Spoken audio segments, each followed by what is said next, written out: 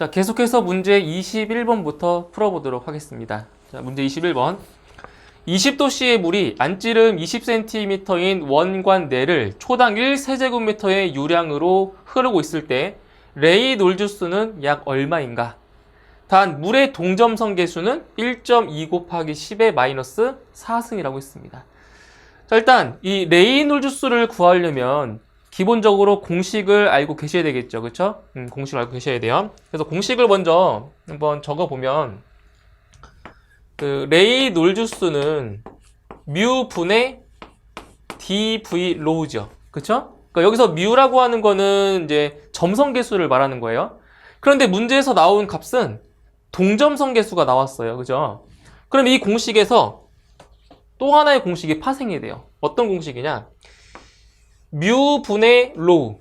뮤 분의 로우가 뭐예요? 점성 계수분의 밀도가 바로 동점성 계수분의 1입니다. 그래서 이 공식이 어떻게 바뀌냐면 동점성 계수분의 dv로 바뀌어요. 이렇게. 그래서 이 공식을 이용하는 것이 아니라 이 공식을 이용해서 레이놀주수를 구하는 거죠. 그렇죠? 그러면 이 공식을 보시면 어떠한 값이 있냐? 바로 v. 유속이죠, 유속. 그죠? 그럼 유속을 먼저 구해야 바로 레이놀주수를 구할 수가 있다라는 거예요.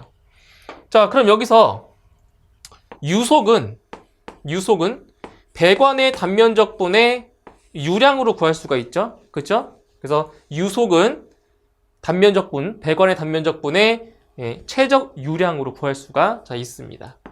그러면 단면적은 지금 안찌름이 20cm인 원관이라고 했어요. 그죠? 그럼 이 원관의 단면적은 4분의 파이 곱하기 20cm면 0.2m예요. 맞죠? 0.2m. 0.2의 제곱이 되고요. 유량은 초당 1세제곱미터. 그대로 넣으시면 돼요. 그죠? 1세제곱미터 per sec. 이렇게. 그래서 계산을 해보시면 이제 이 값은 31.83 정도가 돼요. 31.83m per sec가 되고요. 이제 이 공식에 대입을 하시면 돼요. 대입을 해보시면 일단 동점성 계수가 1.2 곱하기 10의 마이너스 4승이라고 했고요. 그 다음 D는 직경이죠. 안찌름 20cm니까 0.2m 곱하기 그 다음 유속 31.83m per sec 이렇게 됩니다. 그죠? 그래서 계산을 해주시면 레이놀주수는 얼마 나오냐? 53,052가 나오게 되는 겁니다. 자, 이렇게 해서 답은 4번에 답이 있습니다. 자, 다음 문제 22번입니다. 자, 압력계가 1275kPa를 지시하고 있다. 이것을 액체가 물인 수도로 나타내면 약 몇 미터인가?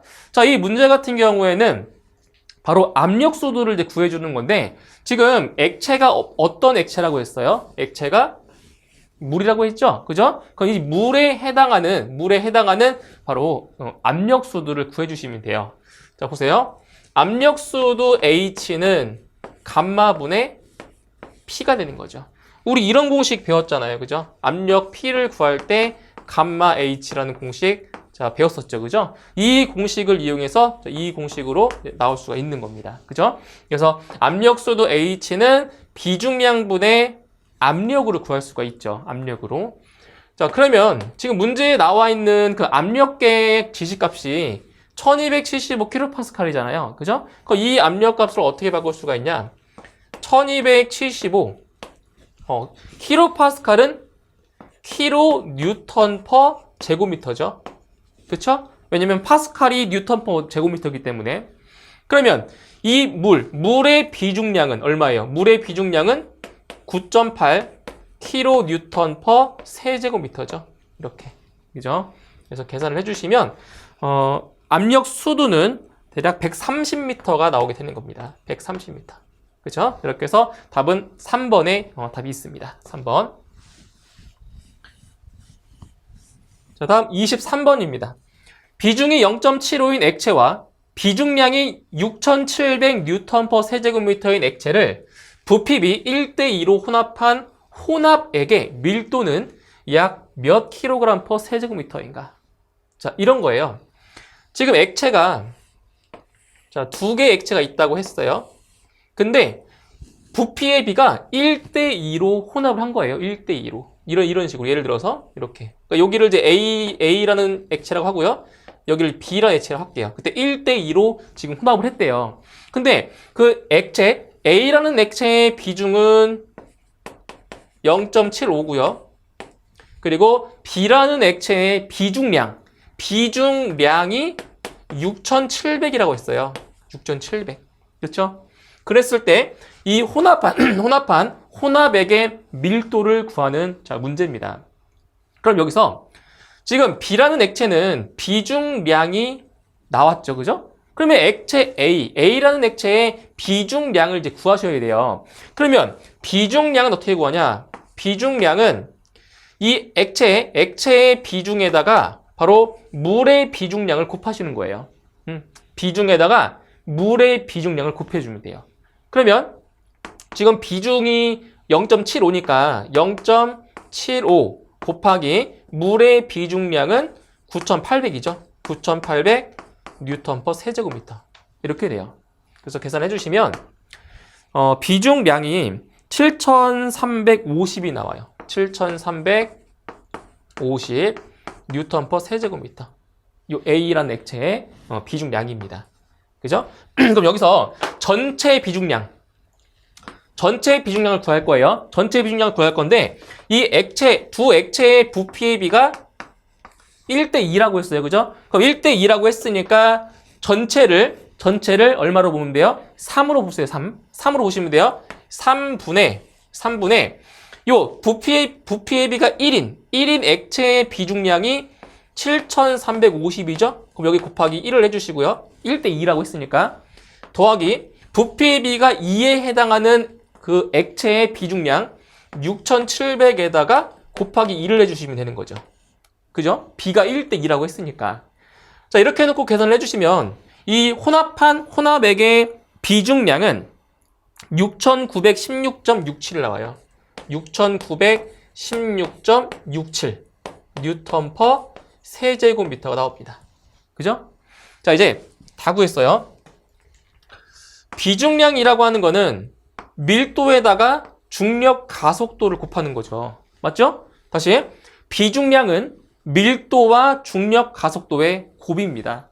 그런데 이 문제에서 구하고자 하는 게 뭐예요? 밀도를 구하는 거죠. 그죠? 이 밀도를 구하는 거예요. 그럼 밀도는 바로 중력 가속도분의 비중량으로 구할 수가 있다라는 거죠. 그렇죠? 그러면 중력 가속도는 9.8m per 세크 제곱이고요.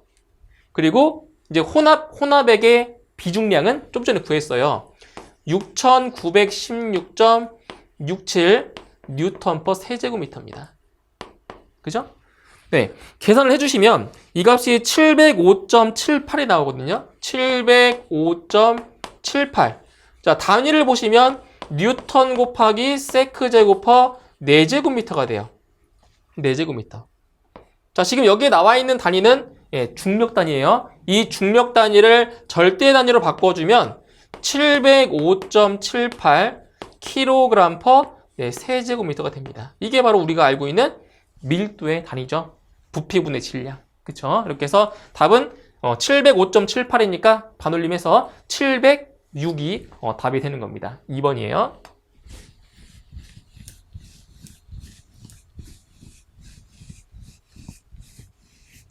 자, 다음 24번 보세요. 폭 1m, 길이 2m인 수직 평판이 물속 0.5m 깊이에 잠겨 있다. 이 평판에 작용하는 정수력은 얼마인가? 자, 보세요.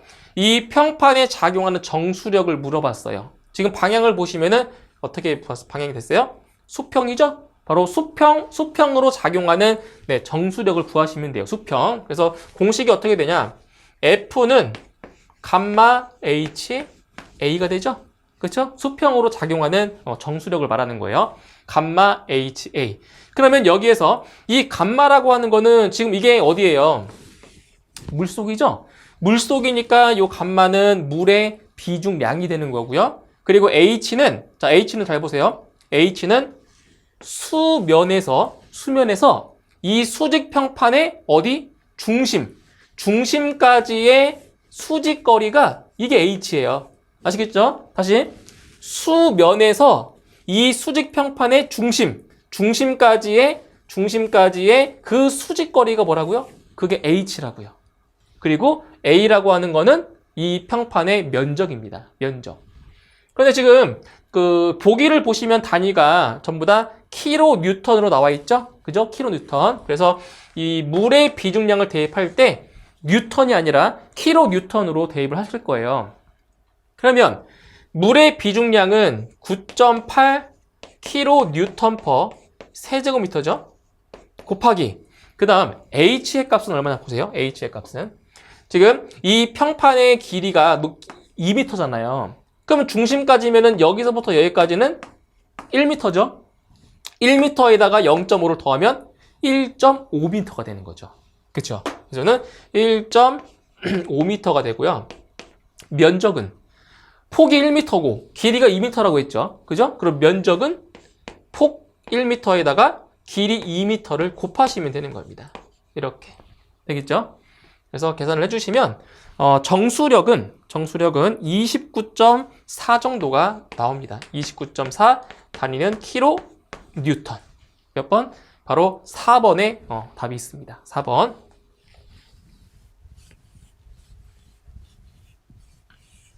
자, 다음 25번입니다. 자, 작동 원리와 구조를 기준으로 펌프를 분류할 때 터보형 중에서 원심식 펌프에 속하는 것은 어떤 펌프냐? 자, 보세요. 원심식 펌프에 해당하는 것을 찾는 겁니다. 원심식이에요. 자, 첫 번째, 자, 1번부터 보시면 기어 펌프. 요 기어라고 하는 거는 우리가 흔히 많이 볼 수 있잖아요. 기어는 어떻게 돼요? 돌아가죠? 그죠? 돌아가기 때문에 이 기어 펌프는 바로 회전식 펌프라고 보시면 돼요. 기어는 이렇게 돌아가잖아요. 기어가. 그 나사가 맞물려가지고, 그죠? 그래서 기어 펌프는 회전식으로 보시면 되고요. 그리고 벌류트 펌프. 이 벌류트 펌프가 바로 원심식 펌프가 되는 겁니다. 일단 답은 2번이 되는 거고요. 3번에 피스톤 펌프는, 자, 피스톤 같은 경우는 어떻게 돼요? 왔다 갔다 왔다 갔다. 그죠? 그래서 이거는 피스톤 펌프는 왕복식입니다. 왕복식. 왔다 갔다 하죠? 왕복식 펌프가 되고요. 그 다음 4번에 플런저 펌프도 마찬가지로 왕복식 펌프에 해당이 되는 거죠. 왕복식. 이렇게 해서 원심식 펌프에 속하는 것은 2번에 벌류트 펌프가 되겠습니다. 2번이에요. 자, 다음 26번. 풍동에서 유속을 측정하기 위해서 피토관을 설치하였다. 이때 피토관에 연결된 U자관 액중엔의 비중이 0.8인 알코올. 자, 비중이 0.8인 알코올이 10cm 상승하였다. 올라갔다는 거죠. 풍동 내의 공기의 압력이 100kPa이고 온도가 20도씨일 때 풍동에서의 공기의 속도는 얼마냐? 단 일반 기체 상수는 0.287이라고 했습니다. 그렇죠? 그럼 여기서 문제에서 구하고자 하는 것이 공기의 속도를 지금 구하는 거죠. 그렇죠? 그러면 기본적으로 공기의 속도를 구하는 또 공식을 또 아셔야 돼요. 자, 보세요. 공기의 속도는 루트 EGH 곱하기 로 A분의 로 마이너스 1 이겁니다. 이게 바로 공기의 속도입니다. 이 문제는 바로 실기 시험에서도 출제가 되고 있기 때문에 반드시 암기를 해두셔야 돼요. 자, 그럼 일단 이 공식을 풀려면 어떠한 값을 알고 있어야 되냐? 바로 밀도입니다. 밀도. 요 로 A라고 하는 거는 공기의 밀도예요. 공기. 그리고 요 로라고 하는 것은 여기 있죠? 알코올의 밀도고요. 그리고 요 H의 값은 상승한 높이. 알코올이 10cm 상승했다고 했잖아요. 그게 바로 요 H라는 거죠. H의 값. 그죠? 그럼 일단 요 알코올의 밀도와 공기의 밀도를 먼저 구하셔야 이 공식을 이용해서 풀 수가 있습니다. 자, 먼저 자, 알코올의 밀도를 먼저 구할게요. 그럼 알코올의 밀도는 알코올의 비중 곱하기 물의 밀도가 되겠죠. 그죠? 다시 알코올의 밀도는 알코올의 비중에다가 물의 밀도를 곱하는 거예요. 자, 계산해 볼게요. 일단 알코올은 비중이 0.8이라고 했으니까 0.8 곱하기 물의 밀도는 1000이죠, 1000. 1000kg per 세제곱미터입니다. 그러면 얼마예요? 800kg per 세제곱미터가 되겠죠. 자, 이거는 알코올의 밀도를 구한 거예요. 알코올의 밀도. 자, 그 다음에 이번에는 공기의 밀도를 구할 거예요. 공기의 밀도는 우리 이상기체 상태방정식에서 파생된 공식인데 바로 RT분의 P죠. 그쵸? 밀도 구하는 공식. 그러니까 밀도를 구하는 게 부피분의 질량으로도 구할 수 있고, 그죠? 그리고 이런 식으로도 구할 수가 있고요. 비중이 나왔을 때. 그리고 이상기체 상태방정식을 이용해서 RT분의 P로도 구할 수가 있는 겁니다. 밀도를. 자, 그러면 여기에서 이 R이라고 하는 gat은 기체상수죠. 기체상수가 0.287이래요. 그러면 0.287 kg, 잘 보세요. 이 줄을 단위를 좀 바꿔볼게요. 이 줄이라고 하는 거는 뭐예요? 줄은 뉴턴 곱하기 미터잖아요. 그죠? 뉴턴 곱하기 미터가 줄이에요. 그래서 여기를 뉴턴 미터로 바꿀 거예요. 단위를 뉴턴 곱하기 미터로 바꿔주시고요. 그리고 킬로그램 켈빈 곱하기, 자, T는 절대 온도죠. 지금 섭씨 온도가 20도씨예요. 그럼 절대 온도로 바꿔주면 273 플러스 20 켈빈이 되는 겁니다. 그쵸? 그리고 압력은 얼마예요? 압력. 공기의 압력이 100kPa이라고 했죠? 그러면 여기는 100kN per 제곱미터가 되는 겁니다. 그러니까 여기서 뉴턴으로 바꾼 거는 여기도 뉴턴이기 때문에 단위를 맞춰준 거예요. 그죠?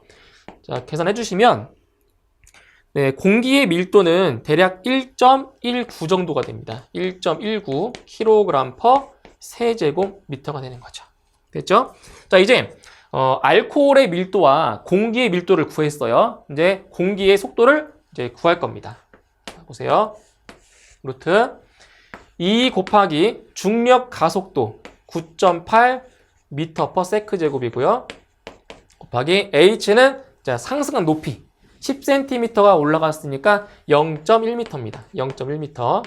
자, 곱하기 이거는 공기의 밀도예요. 공기의 밀도 1.19 kg per 세제곱미터 분의, 자, 이 로는 알코올의 밀도를 말하는 거죠. 알코올 800 kg per 세제곱미터, 자, 마이너스 1 이렇게 계산합니다. 그러면 공기의 속도가 얼마 나오냐? 대략적으로 36.3이 나옵니다. 이렇게. 그죠? 그래서 답은 몇 번? 2번에 답이 있습니다. 2번이에요.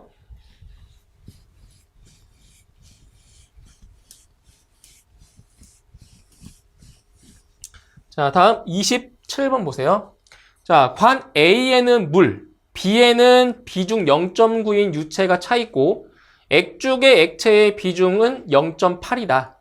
A에서의 압력을 PA, B에서의 압력을 PB라고 할 때 PA 빼기 PB는 약 몇 킬로파스칼인가? 자, 보세요. 지금 이제 시차 액죽의 문제가 되겠는데, 지금 이 문제에서 가장 중요한 것은 어디를 기준으로 잡느냐가 중요한 거예요. 지금 요 U자관 안에 비중이 0.8인 유체가 차 있다고 했잖아요. 그죠? 여기는 같은 유체가 차여 있는 거예요. 그러면 여기를 자르는 거죠. 이렇게 딱 잘라주세요. 잘라버리면 이 부분은 계산 과정에서 아무런 의미가 없는 그러한 부분이 되는 거죠. 왜냐면 지금 A에서 시작해서 이렇게 B 쪽으로 간다라고 가정을 했을 때, 자, 아래로 내려가는 경우에는 압력이 플러스 압력이 되고요. 올라가는 경우에는 자, 마이너스 압력이 돼서 이 두 개의 값은 부호만 다르고 값이 똑같기 때문에 둘이 상쇄가 돼버려요. 계산 과정에서. 그래서 이 아랫부분은 의미가 있다 없다? 없다라는 거예요. 그래서 이 윗부분만 이제 보시면 돼요. 윗부분에만. 자, 그래서 자, 여기서 어떻게 잡으실 거냐면 여기를 감마 1 비중량이죠. 감마 1 그리고 여기를 감마 2 그리고 여기를 감마 3 놓을 거예요. 식을 만들어야 되니까. 그리고 높이 이것을 H1 H1, 이것을 H2, 자, 이 높이를 H3 이렇게 놓을 겁니다. 자, 식을 이제 써볼게요. 자, 지금 이 점에서의 압력이 PA죠. PA. 자, 지금 아래로 내려왔어요. 아래로 내려왔죠? 그럼 얼마가 돼요? 플러스 감마1 H1. 그럼 여기서 이 공식이 어떻게 나온 거예요? 이 공식은? 어떻게 나왔어요? P는 감마 H. 그죠? 이 공식으로 이게 나온 거예요. 자, 그 다음에 여기도 또 마찬가지 내려왔죠? 감마2 H2가 돼요. 플러스 감마2 H2. 자, 이제 여기는 잘 보세요. 이렇게 갔다가 여기는 올라가죠. 그죠? 올라가니까 부호가 마이너스가 되고요. 이 부분은 감마3 H3입니다. 그랬더니 B에서의 압력이 나온 거죠. 이렇게. 그죠? 자, 이제 문제에서 무엇을 구하는 거예요? 구하고자 하는 게. PA-PB. 그쵸? 압력 차를 구하는 거예요. 그럼 PB를 좌변으로 이항시켜주고요. 이 나머지 항을 우변으로 이항시켜줄 거예요. 그러면 PA-PB는, 자, 여기 이항한 거예요. 나머지 항 이항해보세요. 마이너스 감마1 H1, 마이너스 감마2 H2, 플러스 감마3 H3가 됩니다. 그쵸? 자, 이제 문제는 무엇이냐? 감마1, 감마2, 감마3가 얼마가 되는지를 이제 아셔야 되는데, 자, 잘 보세요. 비중량은 비중 곱하기 물의 비중량으로 구할 수가 있는 거잖아요. 그쵸? 물이 아닌 이상. 물이면은 그냥 물의 비중량 써주시면 되는 거고요. 그러니까 여기서 지금 감마1이라고 하는 거는 물이니까, 이 유체가 물이니까 그냥 감마1 자체가 감마 오메가가 되는 거예요. 9,800. 응? 자, 그리고 이제 어디 보시냐면은 이제 감마2를 보세요. 감마2를 구할 건데, 감마2. 여기는 지금 유체의 비중이 0.8이죠. 그죠? 그럼 0.8 곱하기 물의 비중량 9.8 kN/s 세제곱미터를 곱하시는 거예요. 이렇게. 이제 계산해 주시면, 네, 이 값은 7.84 정도가 돼요. 7.84 kN/s 세제곱미터가 나오고요. 그 다음 마찬가지로 감마3는 이제 비중이 0.9잖아요. 요 감마3가 0.9. 0.9 곱하기 9.8 kN/s 세제곱미터를 해주시는 거죠. 그럼 이 값은 8.82 정도가 나오네요.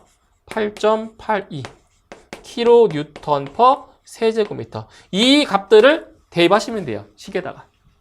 자, 보세요. 마이너스 감마1은 물이죠, 물. 물이라고 했어요. 얼마예요? 9.8이죠. 자, 단위는 생략할게요. 단위 생략. 9.8 곱하기 H1 30cm니까 0.3m 빼기 감마2는 7.84예요. 7.84 곱하기 높이가 25cm니까 0.25m 더하기 감마3는 8.82 곱하기 높이는 40cm 0.4m 이렇게 됩니다. 그래서 계산을 해주시면 PA 빼기 PB는 마이너스 1.37 정도가 돼요.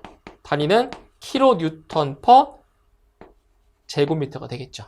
그죠? 이 단위가 뭐예요? 이 단위가 바로 킬로파스칼이랑 똑같은 단위죠. 그죠? 그래서 답은 마이너스 1.37. 답은 2번이 답이 되는 겁니다.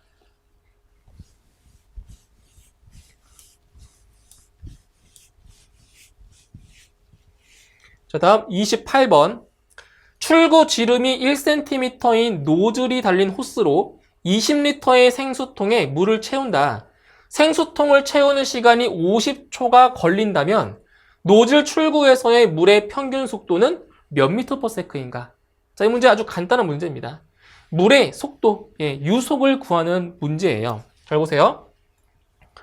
자, 유속은 배관의 단면적분의 유량으로 구할 수 있다라고 했죠. 그죠? 물의 유속은 배관의 단면적분의 최적 유량으로 구할 수가 있는 겁니다. 그러면 여기서 이제 단면적은 지금 출구의 지름이 1cm인 노즐이라고 했죠? 1cm. 그러면 4분의 파이 곱하기 1cm면 0.01m잖아요. 그죠? 0.01의 제곱이 되고요. 자, 이제 문제는 바로 여기 유량입니다. 유량. 자, 여기 주의하셔야 돼요. 유량의 단위는 세제곱미터 per sec예요. 맞죠? 그런데 문제에 나온 것은 20리터의 생수통에 물을 채우는데 50초가 걸렸대요. 50초. 그러니까 50초 동안 20리터의 물을 채운 거잖아요. 그쵸? 그러면 여기서 20리터는 세제곱미터로 바꿔줘야 되고요. 그리고 50초니까 요 초에다가 50을 대입하셔야 돼요. 우리가 알고 있는 60을 대입하시면 안 돼요. 습관적으로. 50초라고 했으니까 50을 대입하셔야 돼요. 그죠? 그러면 여기서 1세제곱미터가 얼마예요? 이게 1000리터예요, 1000리터. 그쵸? 1세제곱미터가 1000리터이기 때문에 요 20리터를 세제곱미터로 바꿔주면 얼마가 돼요? 0.02가 되는 거죠. 맞죠? 0.02 세제곱미터고요. 여기 60초 넣으면 안 돼요. 이거 습관적으로 50초라고 했어요. 그러니까 여기는 50초를 대입하셔야 되는 거예요. 50초예요. 이렇게 해서 계산해 주시면 물의 평균 속도는 대략적으로 5.1m/s가 나오게 됩니다. 네, 답은 1번에 있네요. 1번.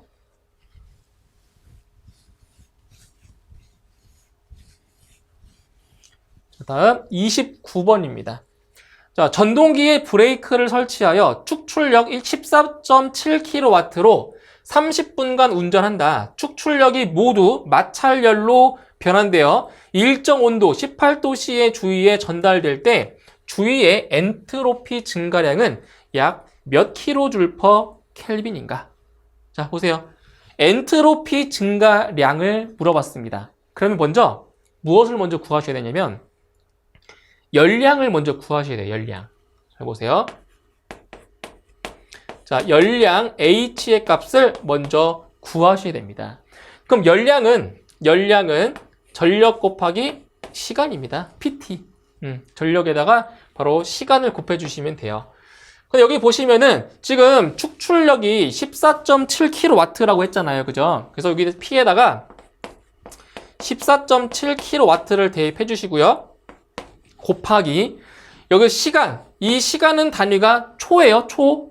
근데 지금 몇 분 동안 운전했다고요? 30분 동안 운전을 했대요. 자, 1분이 60초잖아요. 그죠? 1분 60초니까 30분에 해당하는 그 시간은 얼마가 돼요? 1800초가 되는 거죠. 그죠? 1800초.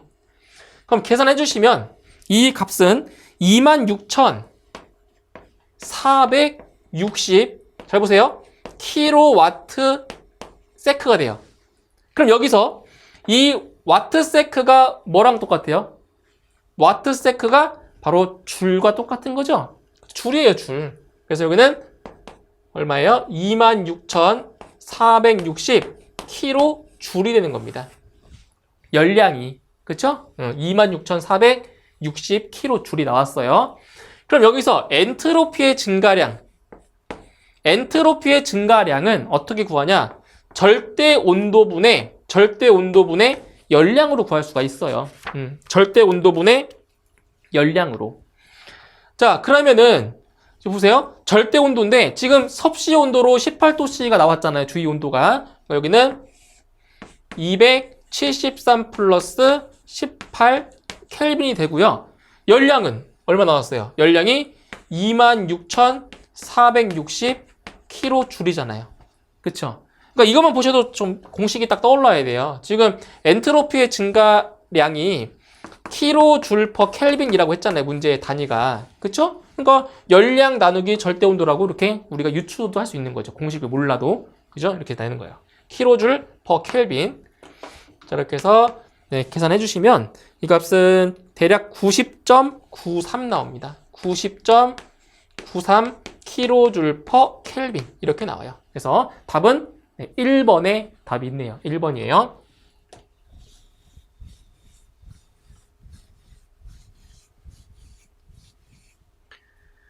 자, 다음 30번 문제.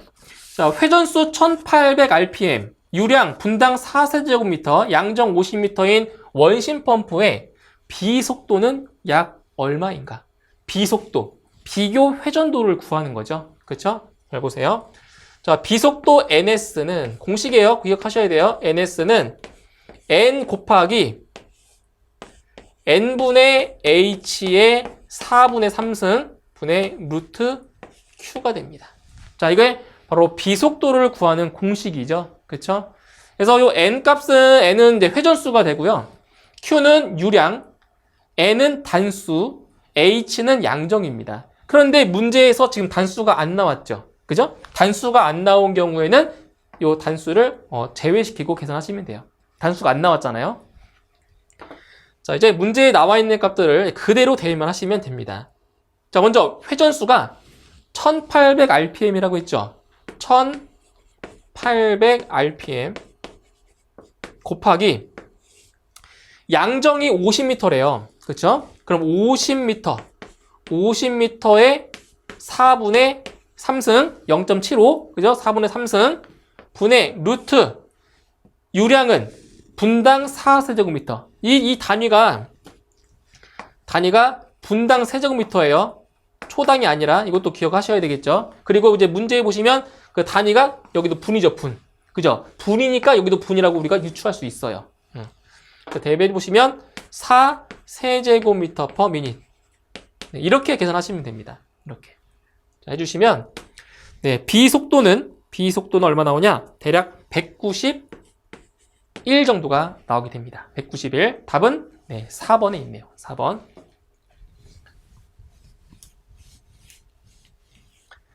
다음 31번. 분자량이 4이고, 비열비가 1.67인 이상기체의 정합비열은 몇 킬로줄 퍼 킬로그램 켈빈인가? 단, 이상기체의 일반 기체상수는 8.314라고 했습니다. 그죠? 잘 보세요. 이 문제에서 지금 제시가 되어 있는 값이 비열비가 나와 있고요. 비열비가 나와 있고 이 상태에서 정합비열을 구하래요. 그러면 어떠한 공식이 떠올라야 되냐? 정합비열 CP죠. 정합비열 CP는 K-1분의 K 곱하기 기체상수입니다. 이런 공식이 떠올라야 돼요. 비열비가 나왔고 정합비열을 구하래요. 그럼 이 공식이 바로 떠올라야 된다는 거죠. 자, 그럼 여기서 보세요. 지금 이 문제에서는 지금 일반 기체상수가 나왔잖아요. 그죠? 근데 여기에 지금 요 R값은 기체상수입니다. 일반 기체상수가 아니라 기체상수. 그죠? 그럼 어떻게 구하냐? 자, 여기 더 보세요.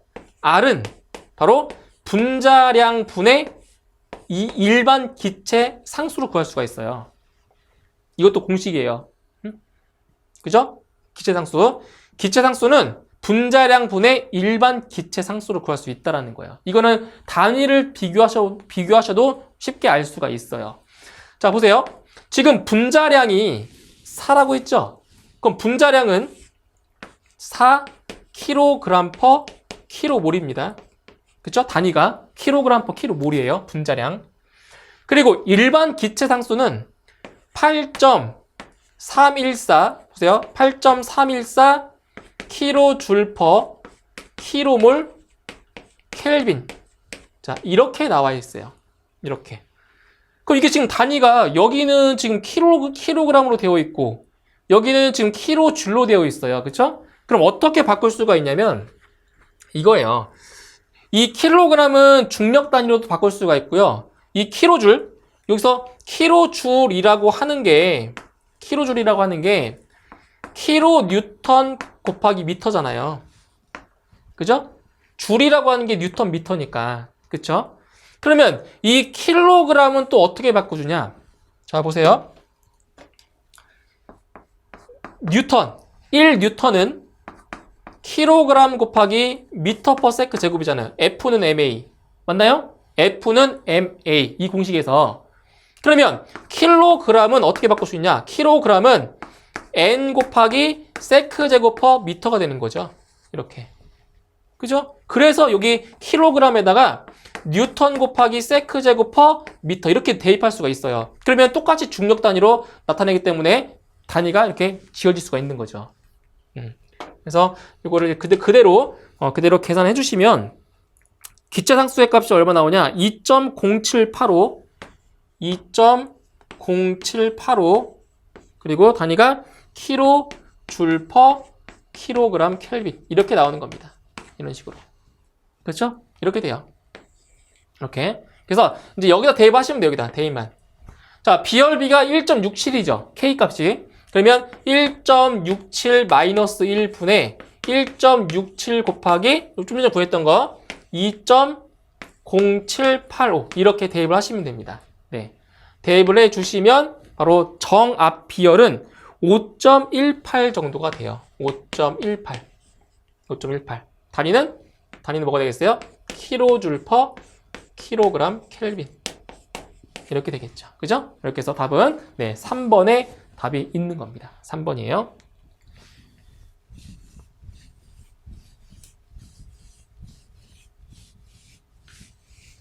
자, 다음 32번입니다. 32번.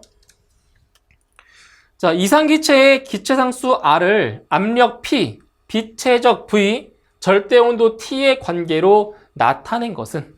자, 보세요. 자, 이상기체 상태방정식에서 우리가 이런 걸 배웠어요. 밀도는 RT분의 P 이렇게 배웠죠. 그렇죠? 밀도는 RT분의 P입니다. 그런데 이 문제를 딱 봤더니 밀도가 없죠. 밀도가. 그죠? 밀도가 없는데 대신 뭐가 있어요? 비체적이 나와 있어요. 비체적. 그러면 밀도와 비체적의 관계가 뭐냐? 자, 보세요. 비체적은 밀도분의 1이죠? 그죠?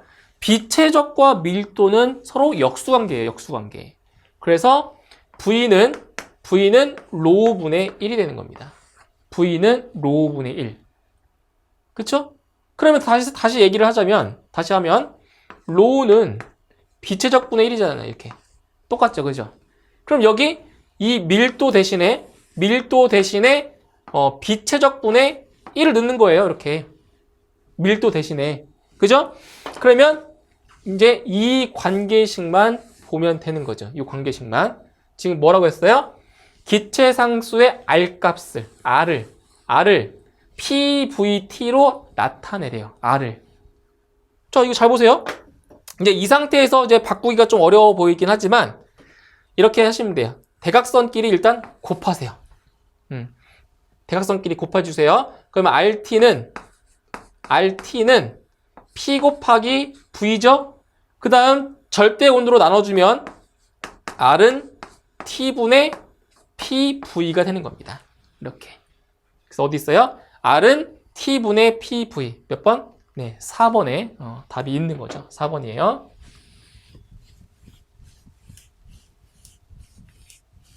자, 다음 33번입니다.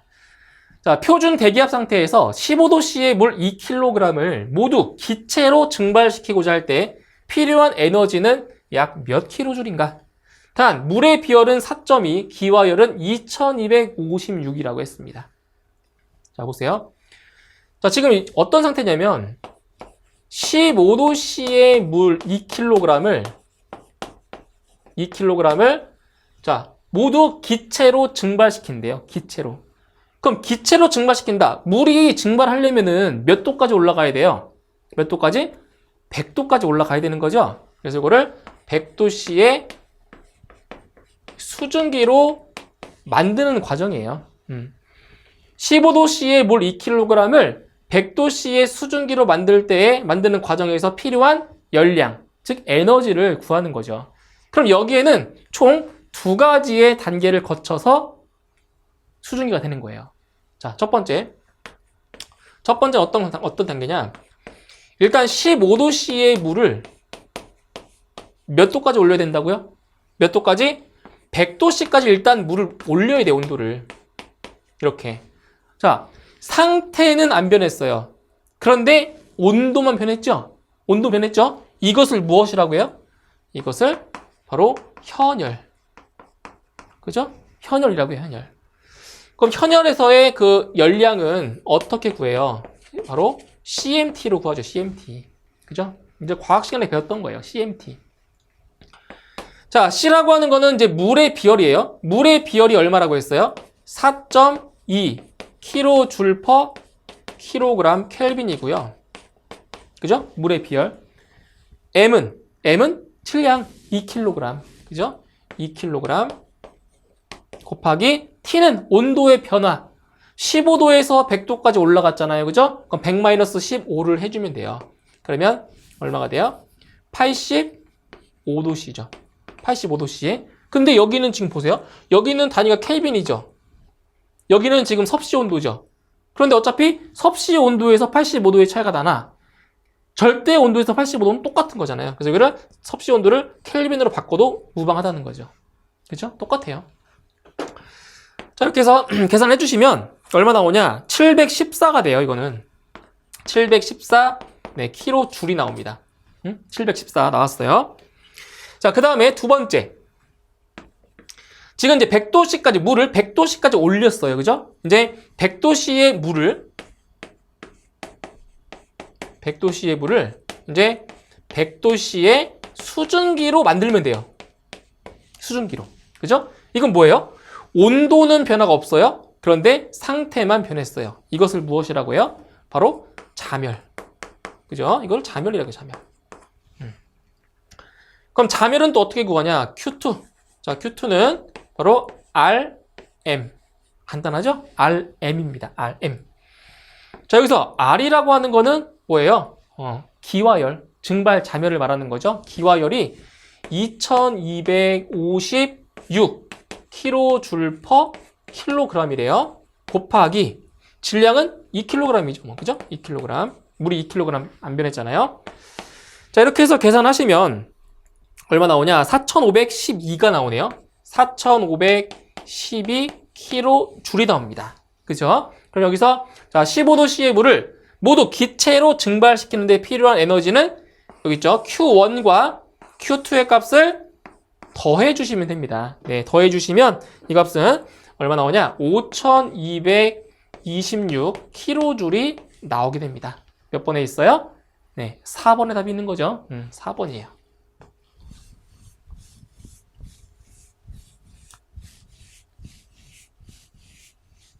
자, 다음 34번. 자, 평면 벽을 통해 전도되는 열 전달량에 대한 설명으로 옳은 것은 자, 뭐예요? 전도열. 전도열에 대해서 나왔습니다. 그럼 여기선 전도열 전달량을 구하는 공식만 알고 있으면 면적과 온도차의 관계를 또 알 수 있어요. 잘 보세요. 전도열이에요, 전도열. 전도열에서는 자, L분의 K 곱하기 A 곱하기 T2-T1 이거예요. 이게 전도열 전달량을 구하는 공식입니다. 공식. 그래서 여기서 L이라고 하는 값은 뭐예요? 벽의 두께죠. 벽 두께. K는 전도열, 그죠? 열 전도량, 열 전도율이고요. A는 면적이에요. 면적. 그리고 T2-T1 이것이 바로 온도차입니다. 온도차. 그럼 여기서 전도열 전달량의 관계를 보시면 분자에 있는 것들은 무슨 관계라고요? 비례관계죠. 분자에 있는 것들은 전부 다 비례관계예요. 그런데 분모에 있는 것들은 전부 다 반비례관계죠. 반비례관계. 자, 보기를 보시면 어떠한 지금 변수가 나와 있어요? 면적과 온도차만 나와 있죠? 자, 면적과 온도차 둘 다 어디에 있어요? 분자에 있죠? 그죠? 면적과 온도차가 둘 다 분자에 있기 때문에 면적도 비례하고 온도차도 비례한 겁니다. 그쵸? 그래서 답은 1번이죠? 면적과 온도차에 뭐한다? 비례한다. 그죠? 답은 1번입니다. 1번.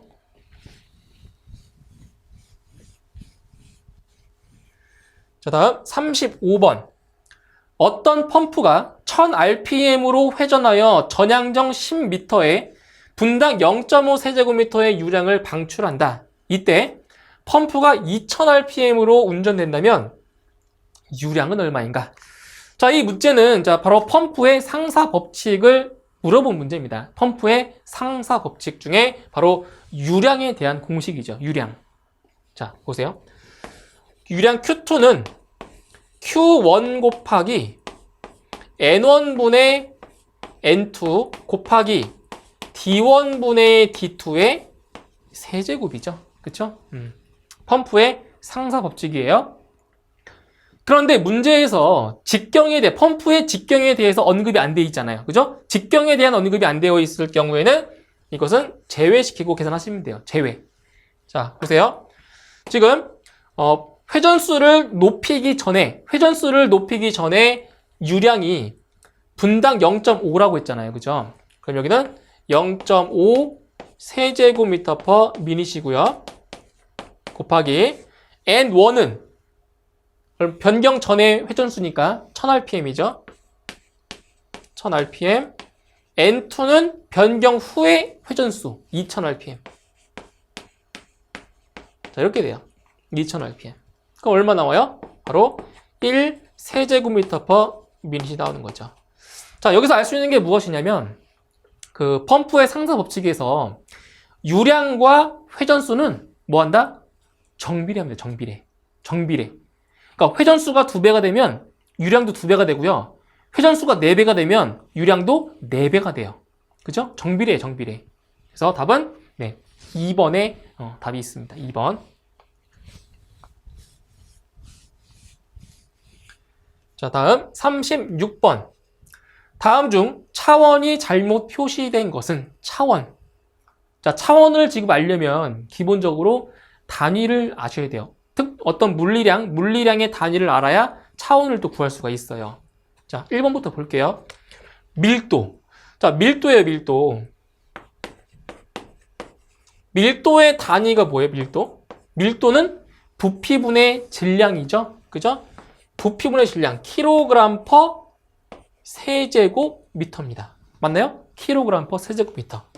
그럼 이것을 차원으로 바꿔볼게요, 차원으로. 자, 킬로그램은 질량의 단위죠? 질량이니까 M. 그죠? 미터는 길이죠, 길이. 길이니까 L. 길이가 L이에요. 그죠? L의 세제곱. 근데 지금 어디에 있어요? 분모에 있죠? 분모에 있으니까 마이너스 3승이 되는 거죠. 이렇게. 그죠? 1번 맞네요? 1번 맞아요. 1번. 다음 2번. 힘입니다, 힘. 자, 힘은 질량 곱하기 뭐예요? 가속도. 이거 배웠잖아요. F는 MA. 그쵸? F는 MA 또는 F는 mg. 그죠? 그래서 힘은 질량 곱하기 가속도입니다. 그 힘은 뭐예요? 질량은 킬로그램 곱하기 가속도는 미터 퍼 세크 제곱이죠. 그죠? 힘 질량 곱하기 가속도예요. 자, 이것을 이제 차원으로 바꿔볼게요. 자, 킬로그램은 질량이니까 M, 미터는 길이죠? 길이니까 L, 세크는 초죠, 시간이니까 T, 분모에 있어요, 마이너스 2승. 어때요? 맞죠? 예? 2번도 맞네요. 자, 다음 3번. 에너지. 자, 에너지의 단위가 뭐죠? 에너지의 단위는 줄이죠, 줄. 맞나요? 줄이에요, 줄. 그런데 여기서 줄은 또 뭐랑 똑같아요? 뉴턴 미터랑 같잖아요. 그쵸? 뉴턴 미터랑 같대요. 근데 뉴턴은 아까 힘의 단위가 뉴턴이었죠. 그쵸? 그럼 여기에다가 미터만 하나 더 곱하면 되는 거예요. 에너지는. 그럼 뭐가 돼요? 킬로그램 곱하기 여기 미터를 하나 더 곱했으니까 제곱미터가 되고요. 세크 제곱이 되는 거죠. 맞나요? 그럼 차원으로 바꿔볼게요. 질량이죠? M. 길이죠? L의 제곱. 초주 시간이죠? T의 마이너스 2제곱. 자, 보세요. 어때요? 틀렸죠? T의 마이너스 2제곱이 돼야 되죠. 그죠? 그럼 3번이 틀린 거예요. 자, 4번 볼게요, 4번. 자, 4번 동력입니다, 동력. 파워. 자, 동력의 단위가 뭐예요? 동력의 단위. 우리가 알고 있는 동력 단위는 와트죠? 그죠? 와트. 근데 우리가 이런 걸 또 배웠어요. 줄은 와트 곱하기 세크, 와트 세크라고 하죠. 그죠? 와트 세크. 그러면은 와트는 뭐가 돼요? 줄 퍼 세크. 그쵸? 근데 줄은 뭐예요? 줄은 뉴턴 미터. 그쵸? 그럼 뉴턴 미터는 아까 여기 이거잖아요. 이거. 그죠? 여기에서 또 시간만 나눠주면 돼요. 하나만. 여기에서 시간으로만 나눠주면 된다고요. 그죠? 그럼 뭐가 돼요? 단위가? 킬로그램 미터 제곱 퍼 세크의 세제곱이죠. 하나 더 나눴으니까 하나 더. 그죠? 그러면 차원은 m l 제곱 t의 마이너스 3승. 어때요? 4번 맞죠? 그죠? 그래서 옳지 않은 것은 바로 3번. 3번이 틀렸습니다. 3번.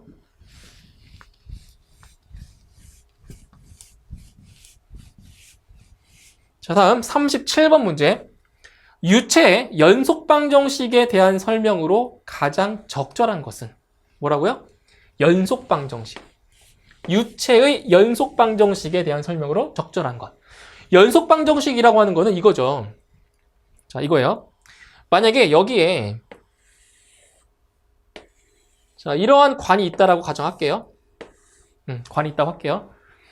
자, 여기가 1번 지점이고요. 자, 여기를 2번 지점으로 놓을게요. 2번. 그러면 여기 지금 보시면 1번 지점에서의 그 직경이 2번 지점보다 직경보다 더 크잖아요. 그럼 여기를 D1으로 놓고, 자, D2로 놓을게요. 그리고 여기서 이제 유속. 1번 지점에서의 유속을 V1으로 놓고요. 2번 지점에서의 유속을 V2라고 놨을 때. 자, 우리 이런 걸 배웠잖아요. 여기 이 지점에서의 유량과 이 지점에서의 유량이 어떻다고 했어요? 유량. 같다라고 했죠? 같다라고 했잖아요. 그죠? 그러니까 여기서는 지금 단면적은 크지만 유속은 작아요.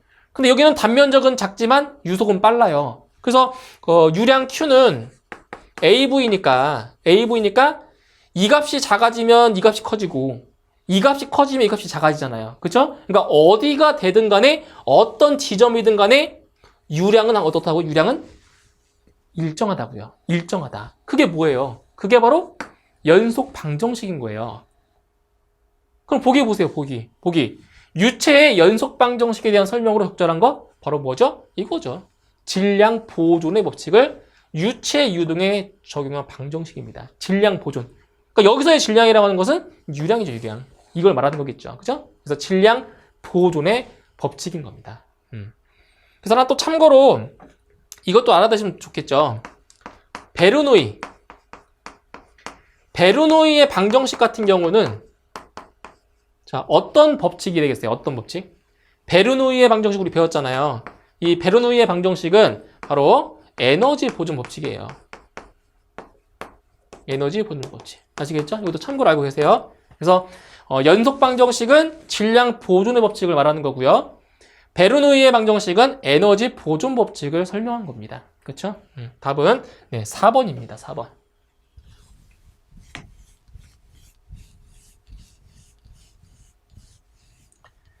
다음 38번. 유체의 정의를 설명할 때 괄호 안에 가장 알맞은 용어는 자 보시면 유체의 정의에 대해서 나왔습니다. 자, 어떤 내용이 들어가냐? 유체란 아무리 작은 뭐예요? 관성력, 전단 응력, 압력, 중력 뭐겠어요?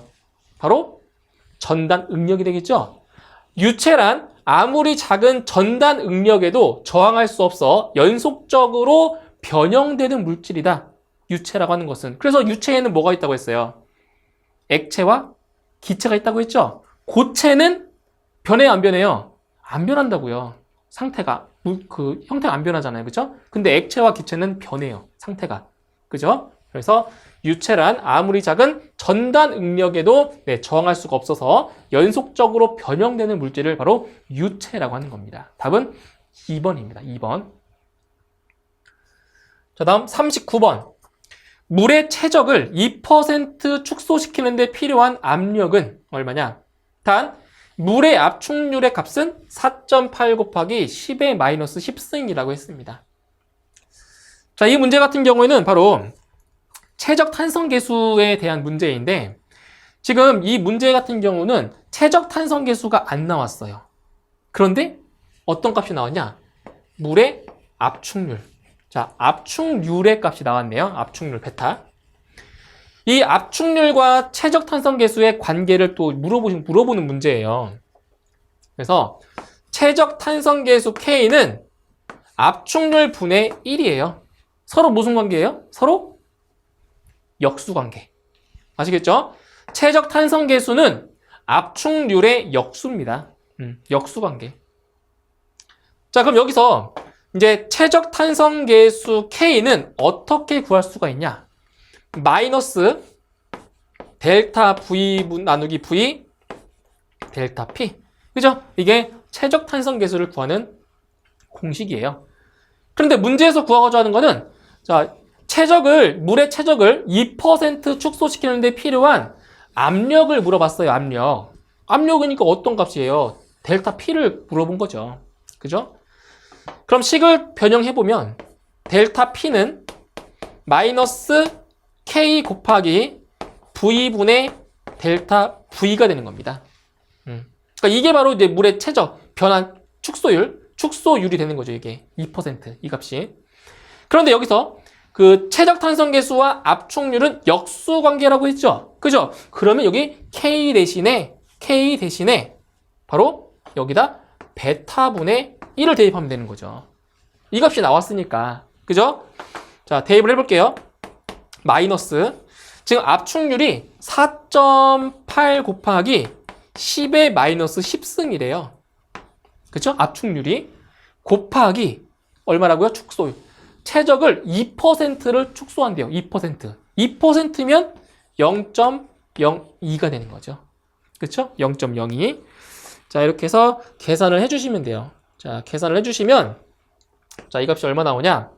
바로 마이너스 얼마예요? 이 값이 4170만. 크죠, 그죠? 4170만이에요, 70만. 단위는 뭐예요, 단위? 이게 압력이니까 파스칼이 되겠죠, 파스칼. 그죠? 그런데 문제에서는 지금 단위를 메가파스칼로 물어봤네요. 그죠? 그럼 메가라고 하는 거는 10의 6승이죠. 10의 6승이니까 앞으로 몇 칸? 6칸을 앞으로 가면 돼요. 이렇게. 그죠? 그러면 얼마가 돼요? 마이너스 41.7 메가파스칼이 되는 겁니다. 이렇게. 자, 그리고 여기서 이 마이너스라고 하는 거는 힘을 가하는 방향을 말하는 거예요. 그러니까 아래로 누르면 마이너스, 위로 가면 플러스. 그러니까 이게 큰 의미가 없는 값인 거죠. 그래서 압력은 41.7 메가파스칼이 되는 겁니다. 답은 2번입니다. 2번.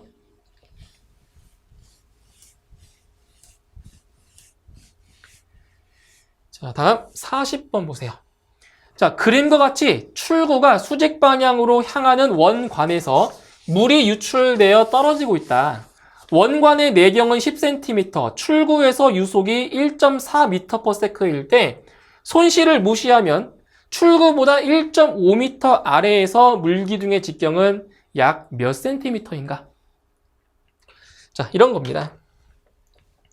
지금 원관의 내경이 10cm래요. 여기죠, 여기. 여기가 10cm니까 0.1m가 되겠죠? 그죠? 원관의 내경이. 그리고 출구에서의 유속이 1.4m/s래요. 이제 요거를 D1으로 볼게요. D1. 그럼 이제 여기죠, 여기. 여기에서의 속도가 V1이 1.4m/s라는 거예요. 이렇게. 그때 출구보다 1.5m 아래, 여기죠, 여기. 1.5m 아래. 여기에서의 직경이 얼마냐? 예, 직경. D2가 얼마인지를 물어봤어요. 그죠?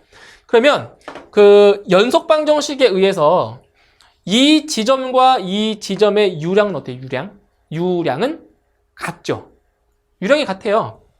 Q1과 Q2가 같다라는 거예요. Q1과 Q2가.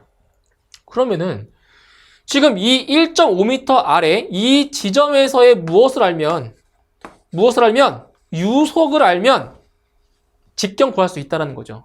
유속만 알면. 그럼 여기서 유속은 어떻게 구하냐? 바로 토리첼리의 식을 이용해서 구할 수 있죠? 루트 2GH. 그죠? 토리첼리의 식이에요. 그러면 루트 2 곱하기 중력 가속도 9.8 m/s 제곱 곱하기 1.5m 이렇게 됩니다. 그래서 계산해 주시면 V2의 값은 5.42 정도가 돼요. 5.42 m/s 이렇게. 그러니까 아무래도 이게 관이 더 좁잖아요. 좁으니까 유속이 더 빠를 수밖에 없어요. 좁으니까. 그럼 이제 이 식을 이용해서 한번 계산해 볼게요. 자, 보세요.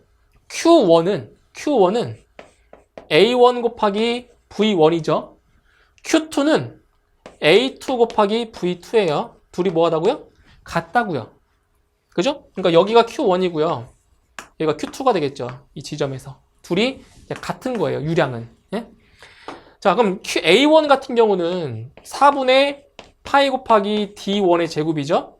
그리고 V1. A2는 4분의 파이 곱하기 D2의 제곱 곱하기 V2가 돼요. 이렇게. 그럼 이제 양변에 이 4분의 파이와 4분의 파이가 이렇게 지워지겠네요. 지금 구하고자 하는 거는 뭘 구하는 거예요? D2. 그죠? 네, D2를 구하는 거죠. 그럼 D2의 제곱은 얼마가 돼요? D1의 제곱 곱하기 V2분의 V1이 돼요. 이렇게 식을 변형해주면.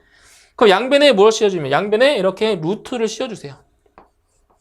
양변에 루트를 씌워주면 루트와 제곱이 사라져서 D2는 여기 보세요. 여기 루트와 얘 사라지겠죠? 제곱이랑. 그럼 얼마가 돼요? D1 곱하기 루트 V2분의 V1이 되는 겁니다. 이렇게. 그럼 대입을 해볼게요. D1은 얼마라고 했어요? D1이 10cm니까 0.1m. 자, 그런데 여기서 지금 단위를 뭘로 물어봤어요? 센티미터로 물어봤죠? 센티미터로 물어봤으니까 여기에 대입할 때도 그냥 센티미터로 대입하시면 돼요. 똑같은 단위니까 여기 10cm 곱하기 루트 V2가 5.42고요. V1이 1.4라고 했죠. 이겁니다. 네, 이렇게 해서 계산해 주시면 대략적으로 5cm가 나오게 되는 겁니다. 그래서 답은 4번에 답이 있습니다. 4번이에요.